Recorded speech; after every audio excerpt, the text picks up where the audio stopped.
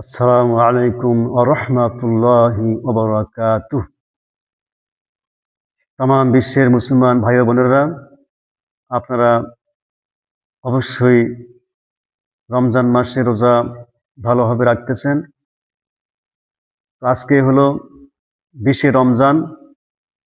রাসূলে কারীম সাল্লাল্লাহু আলাইহি ওয়াসাল্লাম বলেছেন, রমজানের শেষ দশকে বেজোর রাতে তোমরা লাইলাতুল কদর অনুসন্ধান করো। এজন্য আজকে রাতেও লাইলাতুল কদর হতে পারে। তাই বুদ্ধিমান যারা, তারা অবশ্যই এই রাতে লাইলাতুল কদরের নামাজ পড়বেন এবং ইবাদত করবেন। তসবিহ, তাহলিল, কোরআন, জিকির, আজকার সবকিছুই আপনারা এই রাতে করবেন।